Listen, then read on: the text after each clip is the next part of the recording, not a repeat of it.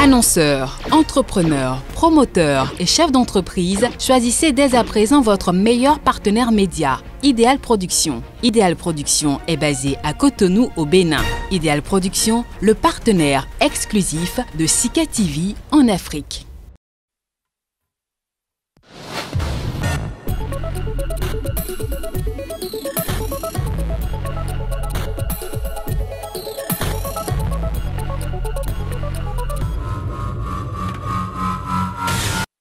Bonjour à tous et merci pour votre fidélité à ce rendez-vous. L'activité d'une entreprise n'est pas un long fleuve tranquille. Elle est faite de remous, de périodes de difficultés et à l'inverse, de périodes de croissance. Il arrive assez souvent que certains passages soient plus durs que d'autres à affronter. C'est le cas du fameux cap des 5 ans, parfois ramené à 3 ans.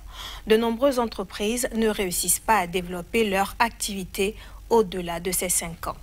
Nous nous intéressons aujourd'hui à la non-pérennisation des entreprises, des petites et moyennes entreprises et des petites et moyennes industries en Afrique. Et notre invité vous donnera peut-être l'arme secrète pour assurer l'immortalité de votre entreprise. Maxime Toclor, merci d'avoir répondu à notre invitation. Merci, c'est un plaisir pour moi. Vous êtes le chef du département assistance et mise à niveau des entreprises à l'Agence nationale des petites et moyennes entreprises au Bénin. Alors, la non-pérennité des entreprises, comment ça se présente? Oui, merci madame. La non-pérennité des entreprises est d'abord une situation mondiale. Ce n'est pas propre à un pays. Dans tous les pays du monde, on constate que peu d'entreprises arrivent à franchir le cap des 5 premières années, comme vous venez de le dire tantôt. Certaines entreprises, déjà dès la 2e, 3e année, sont obligées de fermer leurs portes. Et les taux sont très élevés et très variés selon les pays. Mais en Afrique, on a constaté surtout ces dernières années que ce taux varie autour de un peu plus de 50% pour des entreprises formelles. Mais lorsqu'on sait que les entreprises informelles sont les plus nombreuses, constituent plus de 90% de l'ensemble des PME, cela signifie que ce taux pourrait aller au-delà même de 90%. C'est-à-dire que c'est un problème réel et c'est un mal dans la plupart des États.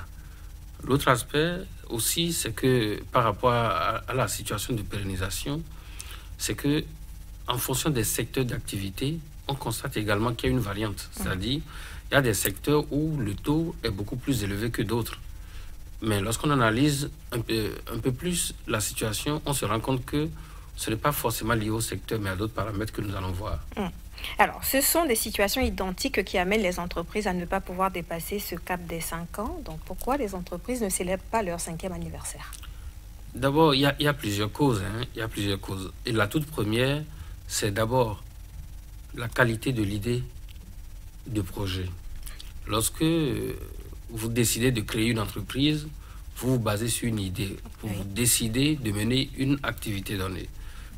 La qualité de cette idée est assez importante parce que une idée de projet doit répondre à un certain nombre de critères. Elle doit reposer sur une forte motivation du porteur de projet et doit répondre à des critères, comme je le disais tantôt. La motivation est très importante. On dit souvent que on va dire que c'est le premier critère, c'est le premier critère. D'accord. Lorsque vous n'êtes pas motivé, ce n'est pas la peine. Alors, autrement dit, un entrepreneur peut être motivé pour un secteur d'activité donné et ne pas l'être pour un autre. Et quelqu'un peut être très motivé pour le secteur agricole alors qu'il ne l'est pas pour le secteur commercial. Cela ne veut pas dire que l'idée du secteur agricole n'est pas mauvaise, mais l'idée, pour qu'elle réussisse, il faut bien qu'elle repose sur cette motivation. Au-delà de la motivation, il faut voir également le besoin que l'idée veut satisfaire. Une idée de projet doit répondre à un besoin qui existe déjà sur le marché. L'entrepreneur ne vient pas pour créer le besoin, il vient pour le satisfaire, parce qu'il a identifié sur le marché qu'il y a un besoin qui n'est pas encore satisfait. L'entrepreneur doit également, par rapport à la qualité de l'idée, doit pouvoir répondre à un certain nombre de questions, notamment comment veut-il vendre son produit ou son service sur le marché. Voilà des questions auxquelles il faut répondre avant de dire si l'idée de projet est bonne ou pas. Le deuxième point qui est également assez important, c'est la capacité entrepreneuriale du porteur de projet. Est-ce qu'il a les aptitudes nécessaires pour créer et gérer une entreprise? Réussir en création d'entreprise ne veut pas dire qu'on a les diplômes, qu'on a les grands diplômes. Des études par ailleurs ont montré que la plupart de ceux qui réussissent en entrepreneuriat sont ceux-là qui ne sont pas allés loin dans les études. Un paradoxe. Oui. Donc, le métier entrepreneurial a ses règles et ses principes. Il faut les connaître, il faut apprendre à devenir entrepreneur. On peut avoir des ambitions, mais il faut accepter de jauger ses capacités et d'aller à cette école entrepreneuriale qui n'est pas à confondre au diplôme universitaire. Ça, c'est la deuxième cause principale. Donc, beaucoup s'en vont à l'entrepreneuriat sans s'être jaugés, sans s'assurer qu'ils détiennent les capacités entrepreneuriales requises. La troisième cause, c'est l'environnement des affaires. Oui. Et l'environnement des affaires varie d'un pays à un autre. Mais c'est un point sur lequel on ne doit pas beaucoup s'attarder parce que malgré l'environnement, il y en a qui réussissent. Et donc, ceux qui veulent aller à l'entrepreneuriat doivent prendre en compte les paramètres de l'environnement, les difficultés que l'environnement présente et aussi les avantages d'un pays à un autre pour créer leur entreprise. Donc, on peut se résumer en disant qu'il y a principalement trois causes. La qualité de l'idée de projet. La deuxième cause, c'est la capacité entrepreneuriale du porteur de projet de création d'entreprise. Et la troisième, c'est les difficultés liées à l'environnement. Alors, des affaires. Lorsque, par exemple, des entreprises arrivent à passer ce cap des 5 ans, est-ce que ça veut dire qu'après, il n'y a plus beaucoup de difficultés pour mener la barque, c'est ça? Il y a des difficultés, certes, mais il faut reconnaître que celui qui a réussi, des études ont montré par ailleurs, que celui qui a réussi à franchir le cap des 3-5 premières années, eh bien, celui-là, la probabilité que son entreprise prospère est très élevée. C'est vrai que des situations peuvent amener une entreprise à fermer après même 10 ans d'exercice, mais ce sont des cas extrêmement rares. Et ça veut dire que pendant 5 ans, il a été moulé dans l'activité entrepreneuriale, il a acquis des expériences, il maîtrise le marché.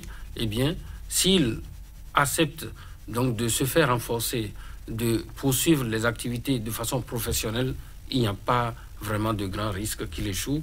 Il a de fortes chances de réussir. Donc, les échecs sont souvent concentrés au cours des 5 premières années et c'est pour cela que lorsqu'on s'intéresse à la pérennisation des entreprises, on étudie leur viabilité au cours des 5 premières années. Alors, M. Toklo, vous semblez dire en fait qu'il est peut-être important d'avoir un secteur porteur, donc un secteur pérenne. Alors, oui. Comment est-ce qu'on sait qu'un secteur est porteur, justement, qu'une activité va être pérenne? Oui, il faut tenir compte du pays où on est. Le secteur qui est porteur au Togo ne l'est pas forcément au Ghana, au Nigeria, en Côte d'Ivoire.